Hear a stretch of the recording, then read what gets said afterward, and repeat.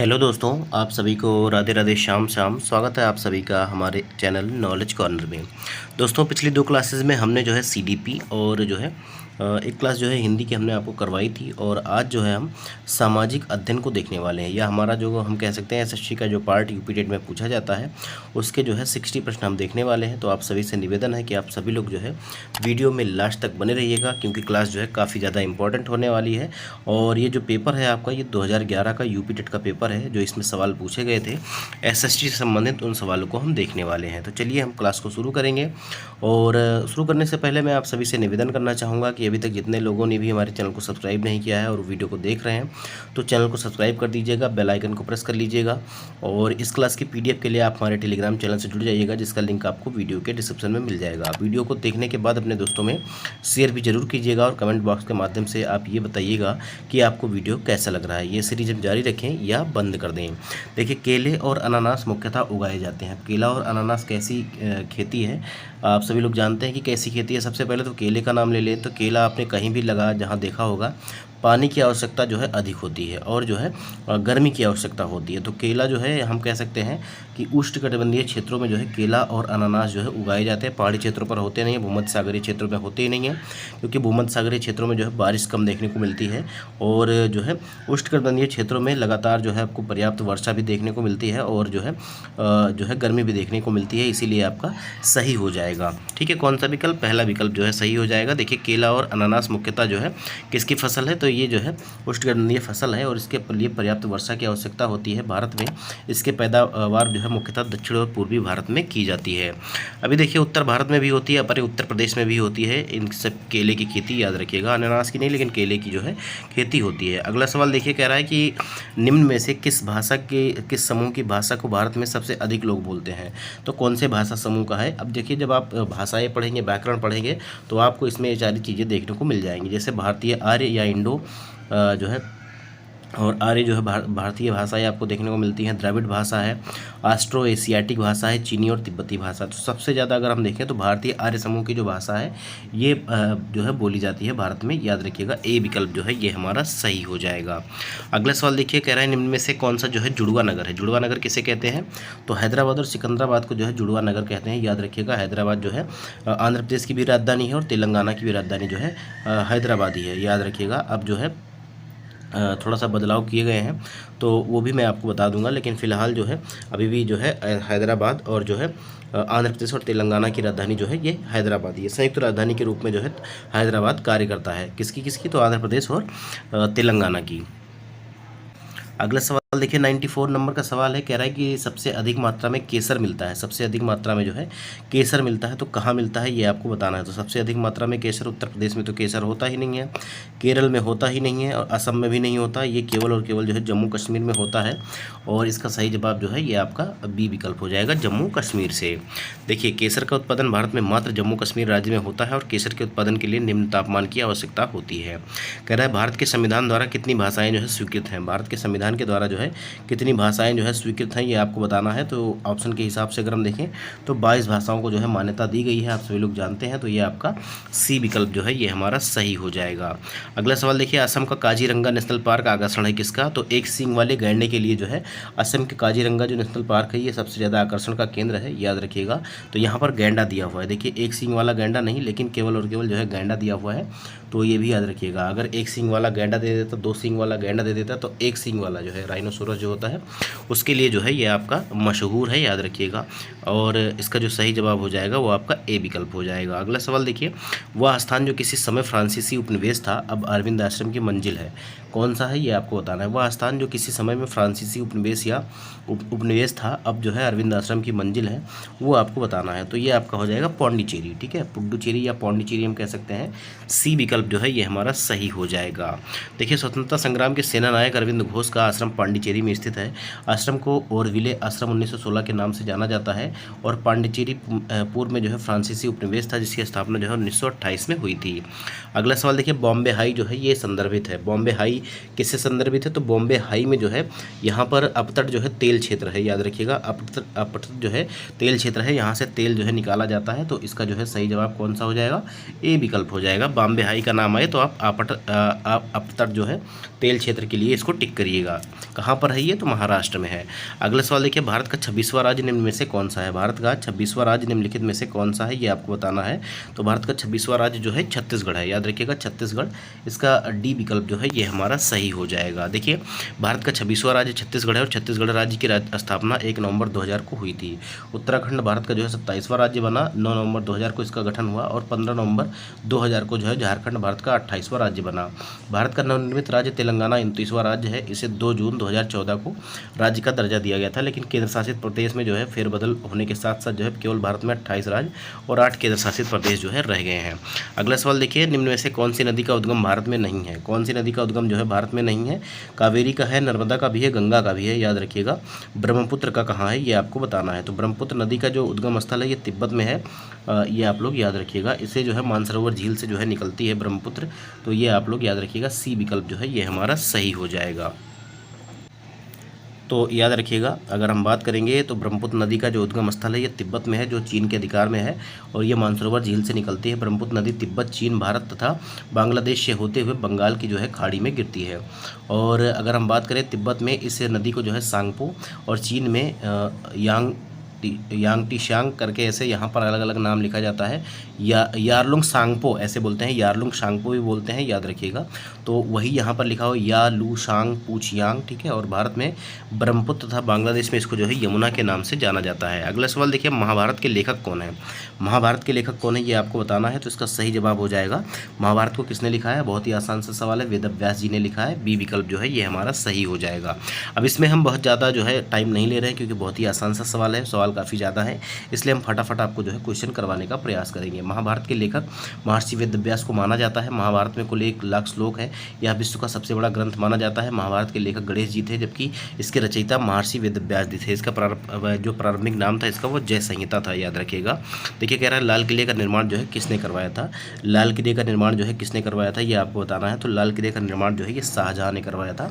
D विकल्प जो है ये हमारा सही हो जाएगा। किसने करवाया था, शाहजहां में करवाया था। लाल किला कहाँ पर है, तो ये दिल्ली में है, और इसका निर्माण मुगल बादशाह शाहजहां के द्वारा 1648 में करवाया गया था। आगरा का लाल किला जो है ये अकबर के द्वारा निर्माण इसका करवाया गया था 1573 में। अगला सवाल देखिए, बहुत ही आसान सा सवाल, भारत के प्रथम राष्ट्रपति तो डॉक्टर कौन थे, डॉक्टर राजेंद्र प्रसाद। इसके लिए तो कोई जो है एक्सप्लेनेशन देने की ज़रूरत नहीं है। भारत के प्रथम राष्ट्रपति जो है ये डॉक्टर राजेंद्र प्रसाद थे, याद रखिएगा। अगला सवाल देखिए, ताजमहल का निर्माण किसकी याद में कराया गया था। तो ताजमहल का निर्माण जो है ये तो सभी लोग जानते होंगे, मुमताज़ महल की याद में, ठीक है। मुमताज़ महल की याद में सी विकल्प जो है सही हो जाएगा। किसने करवाया था, शाहजहां ने करवाया था, ये भी आप लोग याद रखिएगा। कब करवाया था, तो 1653 में आगरा में करवाया था, ये भी आप लोग याद रखिएगा। किस धर्म में तीर्थंकर के नाम से 24 महान आचार्य हैं। 24 जो तीर्थंकर हैं कौन से धर्म में हुए हैं। देखिए हिंदू धर्म तो कट ही कर दीजिए, इसमें है ही नहीं। सिख धर्म में भी नहीं है, जैन धर्म और बौद्ध धर्म आपका बचता है। इनमें से कौन सा सही जवाब हो जाएगा, तो ये आपका जो है जैन धर्म हो जाएगा, ठीक है। सी विकल्प जो है ये हमारा सही हो जाएगा। देखिए जैन धर्म में 24 महान आचार्य या तीर्थंकर हुए हैं, और जैन धर्म के प्रथम तीर्थंकर जो है इनको ऋषभदेव के नाम से जाना जाता है। प्रारंभिक 22 तीर्थंकरों की ऐतिहासिकता असंदिग्ध है। मात्र अंतिम के 2 तीर्थंकरों की ऐतिहासिकता जो है प्रमाणित होती है, वे है पार्श्वनाथ और महावीर स्वामी। महावीर स्वामी को जो है जैन धर्म का वास्तविक संस्थापक भी माना जाता है। अगला सवाल देखिए, कह रहा है भारत में प्रथम आणविक परीक्षण 1974 में हुआ था, इसे किस नाम से जाना जाता है, ठीक है। पहला जो आणविक परीक्षण हुआ था ये 1974 में हुआ था, और ये किस नाम से जाना जाता है ये आपको बताना है। तो इसका जो सही जवाब हो जाएगा वो कौन सा हो जाएगा, लाफिंग बुद्धा के नाम से जाना जाता है। यहाँ पर हिंदी में लिख दिया गया है हंसते हुए बुद्ध, तो ये लाफिंग बुद्धा के नाम से जाना जाता है। डी विकल्प जो है ये हमारा सही हो जाएगा। देखिए भारत का प्रथम आणविक परीक्षण जो है इंदिरा गांधी के काल में 1974 में पोखरण में हुआ था, राजस्थान में, और इस परीक्षण को जो है लाफिंग बुद्धा नाम दिया गया था। अगला सवाल देखिए, शाकुंतलम किसने लिखी है। तो शाकुंतलम जो लिखी है बहुत ही आसान सा सवाल है, ये जो है कालिदास जी के द्वारा लिखी गई है। किसके द्वारा, कालिदास जी के द्वारा लिखी गई है। ए विकल्प जो है वो हमारा सही हो जाएगा। देखिए अभिज्ञान शाकुंतलम कालिदास द्वारा रचित एक जो है प्रसिद्ध महाकाव्य है, जो वियोग श्रृंगार रस शैली में लिखी गई है। इस महाकाव्य का नायक राजा दुष्यंत तथा नायिका जो है ऋषि कन्या शकुंतला थी। अगला सवाल देखिए, 108 नंबर का सवाल है कि पानीपत की तीसरी लड़ाई में मराठों को पराजित किया था। तो किसने जो है मराठों को पराजित किया था ये आपको बताना है। मुगलों ने या अंग्रेज़ों ने या अफगानों ने या सिखों ने। तो इसका जो सही जवाब हो जाएगा, पानीपत की तीसरी लड़ाई जो हुई थी ये किसके साथ हुई थी। तो ये आपको मैं बता दूं कि ये जो है अहमद शाह अब्दाली जो कि एक अफगान थे, और जो है मराठा सेनापति आप सभी लोग जानते होंगे उनका नाम, सदाशिवराव भाऊ के बीच लड़ी गई थी, और इस युद्ध में जो है मराठे जो है हार गए थे। तो इसका सही जवाब कौन सा हो जाएगा, तो अफगानों ने जो है मराठों मराठों को पराजित किया था, याद रखिएगा अफगानों ने जो है मराठों को पराजित किया था। बी विकल्प जो है ये हमारा सही हो जाएगा। देखिए पानीपत की तीसरी लड़ाई जो हुई थी ये 1761 में हुई थी और पानीपत जो है हरियाणा में पड़ता है, आप सभी लोग जानते होंगे। इसके मैदान में अहमद शाह अब्दाली और मराठा सेनापति सदाशिवराव भाऊ के बीच लड़ी गई थी और इस युद्ध में मराठे बुरी तरह से परास्त हो गए थे। इस युद्ध ने यह निर्णय कर दिया कि मराठे अब भारत में शासन नहीं कर सकते। अगला सवाल देखिए, किसने कहा था स्वराज मेरा जन्मसिद्ध अधिकार है और मैं इसे लेकर रहूँगा। यहाँ पर आधा ही सेंटेंस दिया गया है कि स्वराज मेरा जन्मसिद्ध अधिकार है। तो मैंने जब भी आपको हिस्ट्री पढ़ाई है उसमें ये सवाल मैंने बहुत बार आपको करवाए हुए हैं। तो इसका जो सही जवाब हो जाएगा ये आपका कौन सा हो जाएगा, तो तिलक जी ने कहा था कि स्वराज मेरा जन्मसिद्ध अधिकार है और मैं इसे लेकर रहूँगा। ए विकल्प जो है ये हमारा सही हो जाएगा। बाल गंगाधर तिलक जो है भारतीय स्वतंत्रता के प्रमुख नायक थे और यह कांग्रेस के गरम दल के जो है नेतृत्व करता थे। लाल बाल और पाल जो है ये गरम दल के जो है मुख्य जो है सदस्य थे और बाल गंगाधर तिलक ने यह घोषणा की कि स्वराज मेरा जन्मसिद्ध अधिकार है और मैं इसे लेकर रहूँगा। अगला सवाल देखिए, राणा सांगा जो है संबंधित है मालवा से, खजुराहो से, मेवाड़ से या मांडू से। तो ये कौन सी जगह से संबंधित है ये आपको बताना है। तो अगर बात करिए राणा सांगा की तो ये जो है मेवाड़ से संबंधित है, याद रखिएगा किससे, मेवाड़ से संबंधित है। सी विकल्प जो है ये हमारा सही हो जाएगा। देखिए राणा सांगा मेवाड़ साम्राज्य के सिसोदिया राजवंश के प्रसिद्ध शासक थे और 16 मार्च 1527 में खानवा के युद्ध में राणा सांगा और बाबर के मध्य लड़ा गया था, जिसमें राणा सांगा पराजित हुए थे और भारत में मुगल साम्राज्य की स्थापना का मार्ग जो है प्रशस्त हो गया था। अगला सवाल देखिए, पंचायती राज संस्थाओं का निर्माण सर्वप्रथम किस राज्य ने किया। पंचायती राज संस्थाओं का निर्माण सर्वप्रथम किस राज्य ने किया था ये आपको बताना है। तो इसका सही जवाब कौन सा हो जाएगा ये आपको बताना है। तो सबसे पहले पंचायती राज्य की व्यवस्था जो है ये कहाँ पर लागू की गई थी, तो राजस्थान के नागौर में। जब भी मैंने आपको बताया है, जब भी आपको पॉलिटी मैंने पढ़ा रहा था, मैंने आपको बताया था कि इसका जो सही जवाब हो जाएगा कौन सा हो जाएगा, राजस्थान के नागौर में सबसे पहले जो है पंचवर्षीय योजना की या जो हम कह सकते हैं पंचायती राज की जो है व्यवस्था की गई थी और यहीं से जो है इसका शुरुआत हुआ था। बलवंत राय मेहता समिति के सिफारिश पर जो है ये त्रिस्तरीय पंचायत राज व्यवस्था को जो है अपनाया गया और सबसे पहले इसकी शुरुआत जो है 73वें संविधान संशोधन के तहत जो है यहाँ पर जो है किया गया था, याद रखिएगा। तो राजस्थान के नागौर में। आगे हो सकता है आपको राजस्थान में देखे सीधा सीधा नागौर दे दे, तो आप इसको याद रखिएगा। अगला सवाल देखिए, संवैधानिक सरकार का अर्थ है। संवैधानिक सरकार का अर्थ क्या होता है, संविधान की शर्तों के अनुसार सरकार या कानून के अनुसार सरकार या लोकतांत्रिक सरकार। तो ये सभी जो है संवैधानिक सरकार का अर्थ होता है, इसमें सभी सम्मिलित है। तो इसका डी विकल्प जो है ये हमारा सही हो जाएगा। अगला सवाल देखिए, पंचशील पर हस्ताक्षर हुए थे। पंचशील पर हस्ताक्षर कब हुए थे ये आपको बताना है। तो पंचशील जो है किसके बीच में हुआ था हस्ताक्षर, पहले तो ये आपको जानना चाहिए। तो पंचशील समझौता जो है भारत और चीन के बीच हुआ था 1954 में और इसके माध्यम से जो है समझौता क्या हुआ था कि जो है एक दूसरे की सीमाओं का सम्मान करेंगे और किसी पर जो है आक्रमण नहीं करेंगे। तो नेहरू और झौ एन-लाई के बीच में 1954 में जो है पंचशील का समझौता हुआ था। ए विकल्प जो है ये हमारा सही हो जाएगा। देखिए भारत चीन के मध्य 29 अप्रैल 1954 में ये समझौता हुआ था, जिसे पंचशील समझौता के नाम से जाना जाता है। इस समझौते पर भारत के तत्कालीन प्रधानमंत्री पंडित जवाहरलाल नेहरू तथा तत्कालीन चीनी प्रधानमंत्री चाउ एन-लाई ने हस्ताक्षर किए थे। इस समझौते के तहत तिब्बत को चीन का हिस्सा जो है मान लिया गया था। अगला सवाल देखिए, संविधान सभा के सदस्यों द्वारा भारत के संविधान पर जो है अंत में कब हस्ताक्षर किए गए थे। तो कब हस्ताक्षर किए गए थे ये आपको बताना है। तो इसका सही जवाब हो जाएगा 24 जनवरी 1950 को। 24 जनवरी 1950 को बी विकल्प जो है ये हमारा सही हो जाएगा। देखिए संविधान को जो है 26 नवंबर 1949 को पूर्ण कर लिया गया और संविधान सभा के सदस्यों द्वारा 24 जनवरी 1950 को संविधान पर हस्ताक्षर किया गया तथा 26 जनवरी 1950 को संविधान जो है लागू किया गया था। इसी के साथ भारत एक गणतंत्र देश के रूप में स्थापित हुआ था। अगला सवाल देखिए, संविधान सभा के जो है प्रधान कौन थे। प्रधान का मतलब क्या होता है, प्रधान का मतलब जो है अध्यक्ष होता है, याद रखिएगा। तो अगर हम अध्यक्ष माने तो ये हमारा कौन सा सही हो जाएगा, तो ये जो है डॉक्टर सच्चिदानंद सिन्हा जो है पहले अस्थायी अध्यक्ष बनाए गए थे और बाद में जो है संविधान सभा के अध्यक्ष जो है ये जो है किसको बनाया गया था, राजेंद्र प्रसाद जी को बनाया गया था।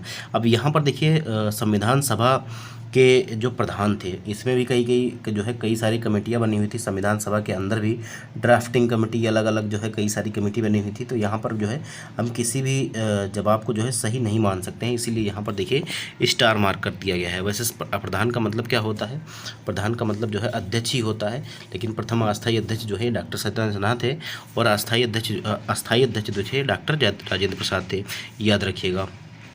अगला सवाल देखिए 116 नंबर का सवाल है। इसमें कहा जा रहा है कि जो है जो हर्षवर्धन था इसकी जो है राजधानी कौन थी, हर्षवर्धन की राजधानी कौन थी ये आपको बताना है। तो इसका सही जवाब कौन सा हो जाएगा दोस्तों, तो इसका सही जवाब हो जाएगा हर्षवर्धन की जो राजधानी थी उसका नाम था कन्नौज। याद रखिएगा कन्नौज जो है इसकी राजधानी थी। बी विकल्प जो है ये हमारा सही हो जाएगा।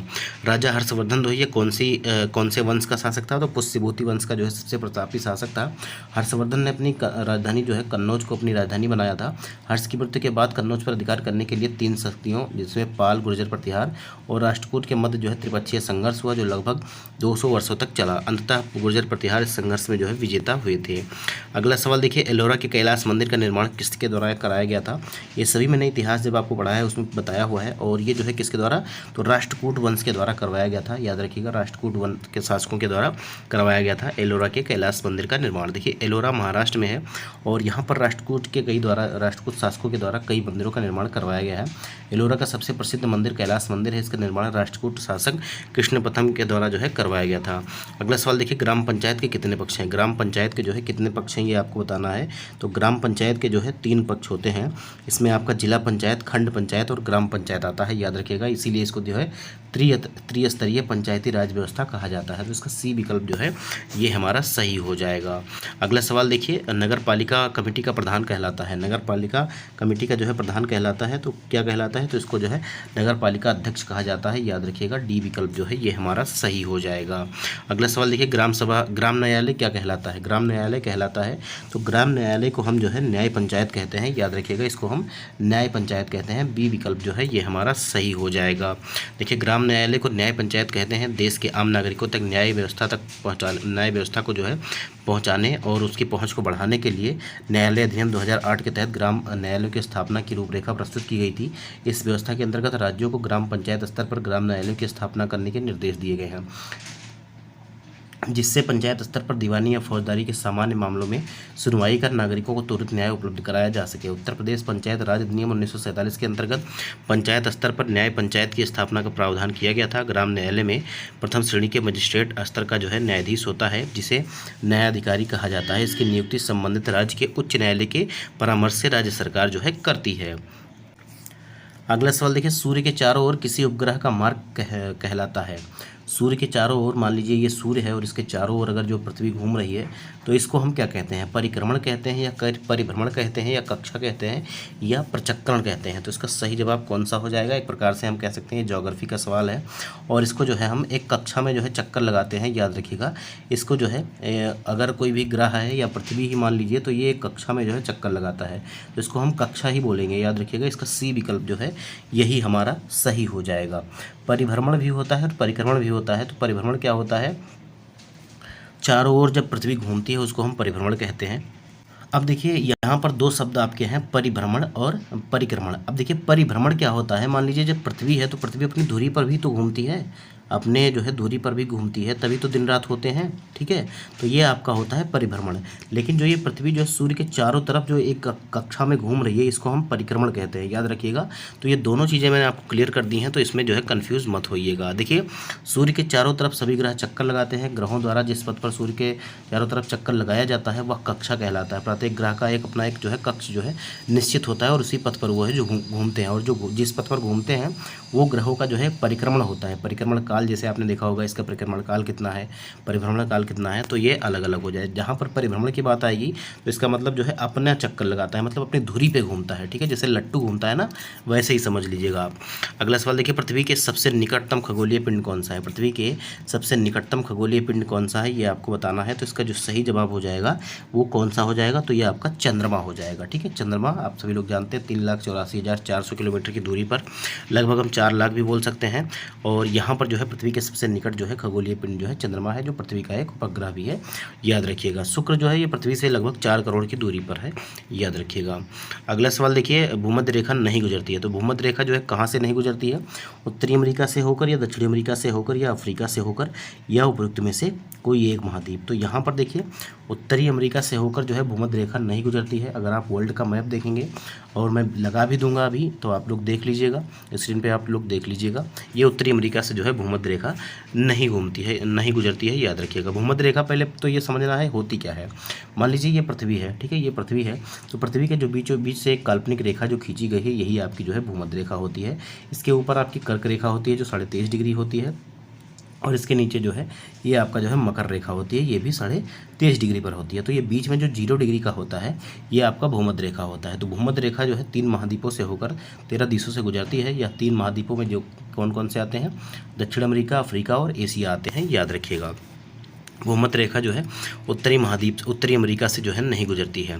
अगला सवाल देखिए, क्या कहा जा रहा है, महासागर से छोटा वृहद लवणीय जलाशय क्या कहलाता है। महासागर से छोटा होता है और बड़ा भी होता है, और जो है जल जो है उसका लवणीय होता है या खारा होता है, तो वो क्या कहलाता है, तो उसको हम कहते हैं सागर, ठीक है, उसको हम कहते हैं सागर, याद रखिएगा। सी विकल्प जो है ये हमारा सही हो जाएगा। जैसे अरब सागर, चीन सागर, काला सागर, ठीक है, ये सभी हो गए। अगला सवाल देखिए, किसी नदी और उसके सहायकों द्वारा अपवाह क्षेत्र कहलाता है। अब नदी जो है किसी एक नदी से तो बहती हुई आती नहीं है। मान लीजिए यहाँ से नदी बह रही है और वहाँ से कई सहायक नदियाँ ऐसे ऐसे आके नदी से जो मिल रही हैं, ठीक है, तो ये सारा क्षेत्र जो है क्या कहलाता है, ये आपको बताना है। तो इस सारे क्षेत्र को हम क्या कहते हैं, नदी घाटी कहते हैं, याद रखिएगा, इसको हम कहते हैं नदी घाटी। ए विकल्प जो है ये हमारा सही हो जाएगा। देखिए, किसी नदी तथा उसके सहायकों के अपवाह क्षेत्र को संयुक्त रूप से नदी घाटी के नाम से जाना जाता है, और इन क्षेत्रों में भूमि बहुत ही उर्वरा होती है तथा जनसंख्या का संकेंद्रण यहाँ अत्यधिक होता है। अब घाटी का मतलब ये थोड़ी है कि बड़े बड़े गड्ढे ही हो जाएंगे, जैसे दामोदर घाटी परियोजना, तो दामोदर घाटी का मतलब क्या है कि हर जगह गड्ढे ही गड्ढे हैं, ऐसा नहीं है दोस्तों। ये जो है अपवाह क्षेत्र होता है नदियों का और उनकी सहायक नदियों का।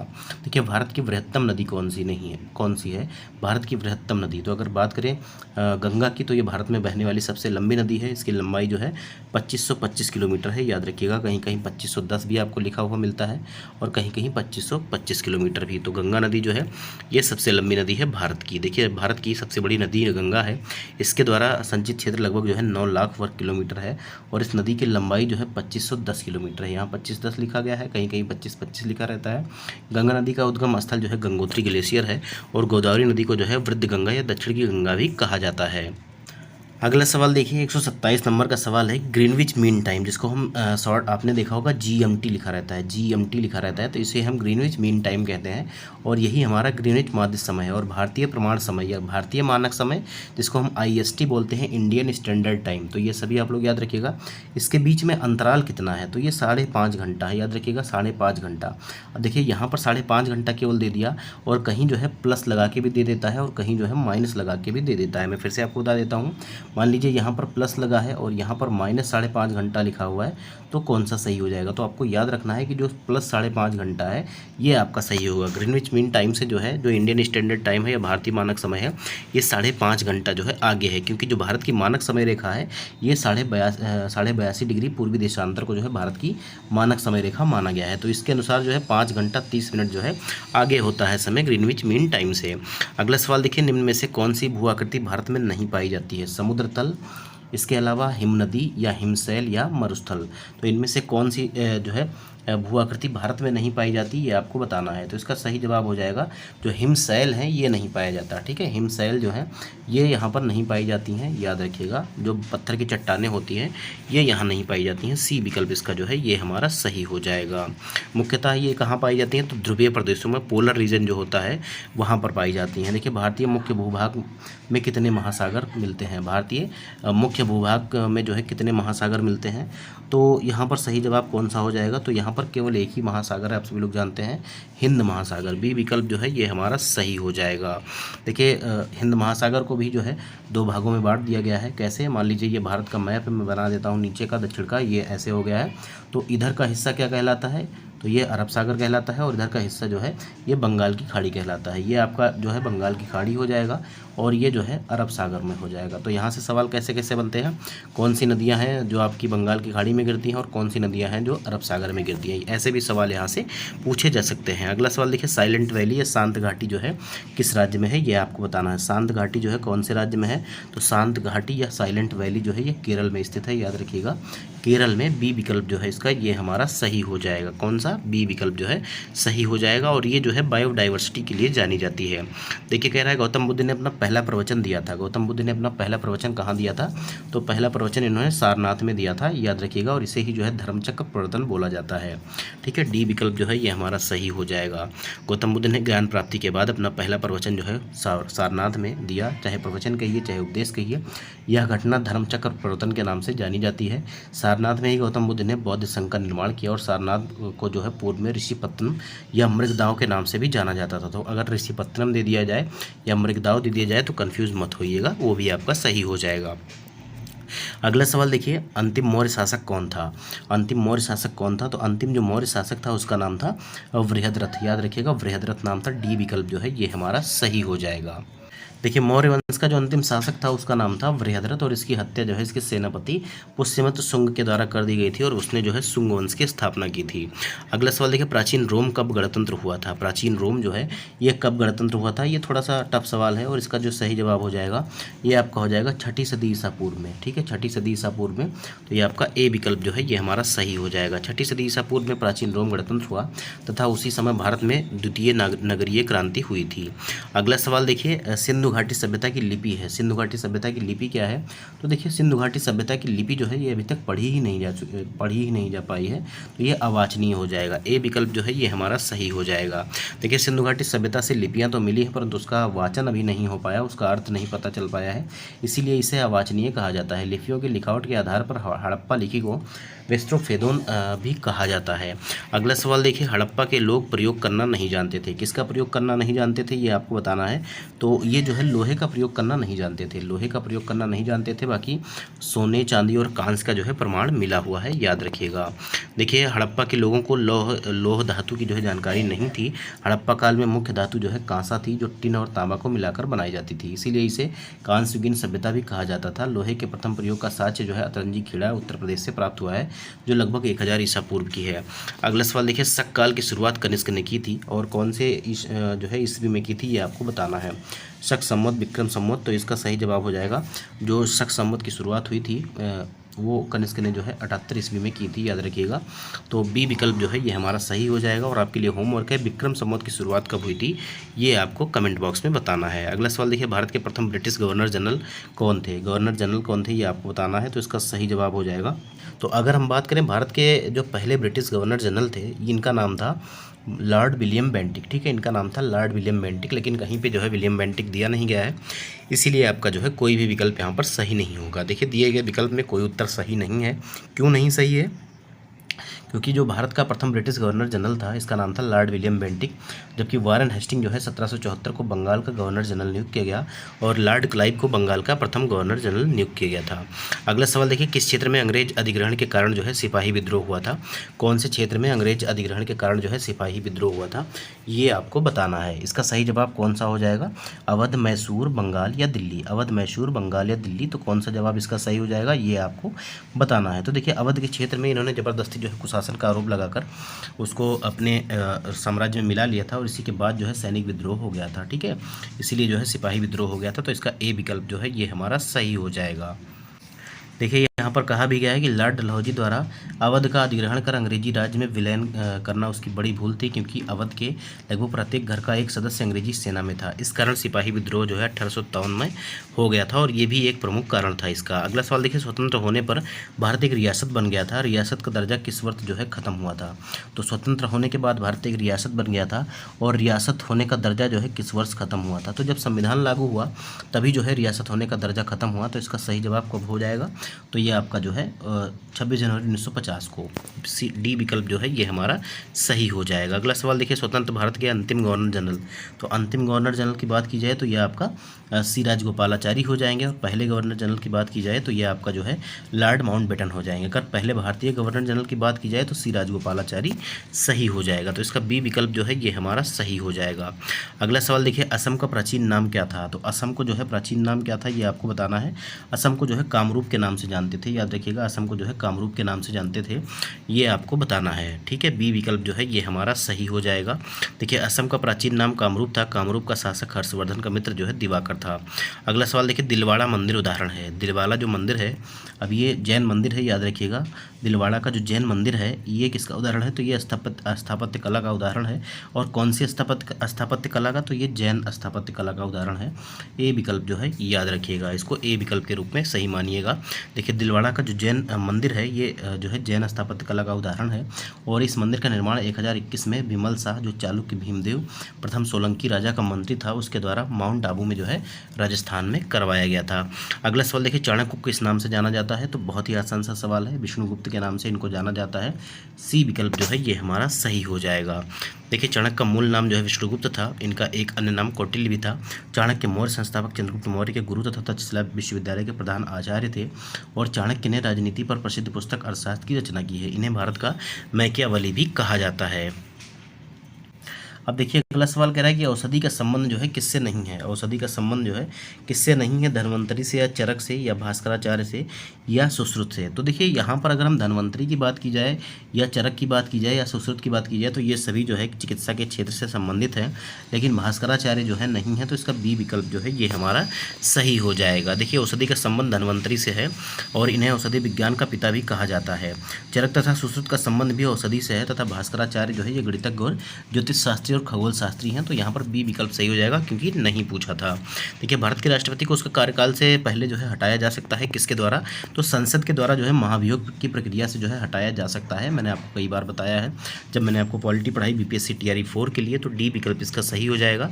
देखिए महाभियोग की प्रक्रिया के द्वारा जो है इसको राष्ट्रपति को जो है हटाया जा सकता है। भारत के राष्ट्रपति को उसको कार्यकाल से पूर्व संसद द्वारा महाभियोग लाकर हटाया जा सकता है। अनुच्छेद 61 में महाभियोग प्रक्रिया का वर्णन किया गया है। अनुच्छेद 61 के अनुसार राष्ट्रपति द्वारा संविधान का अतिक्रमण किए जाने पर उसके विरुद्ध महाभियोग जो है चलाया जा सकता है।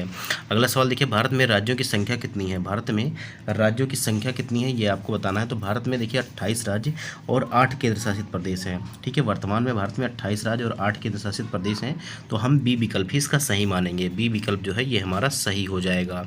आर्य समाज की स्थापना किसने की थी, तो आर्य समाज की स्थापना किसने की थी ये आपको बताना है। बहुत ही आसान सा सवाल है और ये जो है स्वामी दयानंद सरस्वती ने जो है आर्य समाज की स्थापना की थी। कब की थी, तो 1875 में। कहाँ की थी, बम्बई में की थी। अगला सवाल देखिए, इनका एक प्रसिद्ध नारा भी है, वेदों की ओर लौटो, तो इसको भी आप लोग याद रखिएगा। देखिए किसकी सलाह पर राज्य मंत्रिपरिषद की जो है नियुक्ति करता है, किसकी सलाह पर जो है राज्य जो है मंत्रिपरिषद की नियुक्ति करता है, तो इसका सही जवाब हो जाएगा जो है राज्यपाल के, ठीक है, राज्यपाल। ए विकल्प जो है ये हमारा सही हो जाएगा, ठीक है। देखिए यहाँ पर स्टार क्यों लगाया गया, क्योंकि राज्यपाल सामान्यतः विधानसभा में बहुमत प्राप्त दल के नेता को जो है मुख्यमंत्री नियुक्त करता है और मुख्यमंत्री की सलाह पर वह अन्य मंत्रियों की नियुक्ति भी करता है। लेकिन यहाँ पर जो है मुख्यमंत्री दिया नहीं गया है, यहाँ पर अब क्योंकि यहाँ पर मुख्यमंत्री दिया नहीं गया है तो यहाँ पर जो है राज्यपाल सही हो सकता है, लेकिन इसको स्टार मार्क कर दिया गया है। देखिए मौर्य साम्राज्य का संस्थापक कौन था, तो बहुत ही आसान सा सवाल, चंद्रगुप्त मौर्य, ठीक है, चंद्रगुप्त मौर्य थे। सी विकल्प जो है ये हमारा सही हो जाएगा। अगला सवाल देखिए और सेशन का आखिरी सवाल है कि फाहियान ने किसके शासनकाल के दौरान जो है भारत का दौरा किया था। तो फाहियान जो है किसके शासन के टाइम पर आया था, तो इसका सही जवाब हो जाएगा चंद्रगुप्त द्वितीय के टाइम पर ही आया था, याद रखिएगा, ठीक है। हर्षवर्धन के टाइम पर ह्वेनसांग आया था, ये भी आप लोग याद रखिएगा। तो इसका सी विकल्प जो है ये हमारा सही हो जाएगा, चंद्रगुप्त द्वितीय। देखिए यहाँ पर लिखा भी हुआ है कि फाहियान जो कि एक चीनी यात्री था, ये जो है गुप्त शासक चंद्रगुप्त द्वितीय विक्रमादित्य के समय पर जो है भारत आया था, जबकि हर्षवर्धन के टाइम पीरियड पर जो है ह्वेनसांग भारत में आया था। तो आज के जो है ये एसएसटी के हमारे 60 क्वेश्चन थे दोस्तों। 2011 का ये पेपर था, आपने इसको देख लिया होगा, बहुत ही आसान सा पेपर था। मेरी उम्मीद है कि आप सभी लोग जो है 99% छात्र इसको अगर देखते पेपर को तो आसानी से सॉल्व कर देते। तो मिलते हैं अगले वीडियो में, तब तक के लिए अपना प्यार बना के रखिएगा। कमेंट बॉक्स में ज़रूर बताइएगा कि आपको जो है वीडियो कैसा लगा, और इसके अलावा चैनल को सब्सक्राइब करिएगा, बेल आइकन को प्रेस कर लीजिएगा ताकि कोई भी अपडेट आपसे मिस ना हो पाए। टेलीग्राम चैनल के लिए आप हमारे जो है वीडियो के डिस्क्रिप्शन में चले जाइएगा, वहाँ पर लिंक मिल जाएगा, और इस क्लास की पीडीएफ जो है अभी मैं थोड़ी देर बाद जो है टेलीग्राम ग्रुप में डाल दूंगा, तो वहाँ से आप इसको डाउनलोड करके पढ़ भी लीजिएगा। मिलते हैं अगले वीडियो में, तब तक के लिए जय हिंद जय भारत।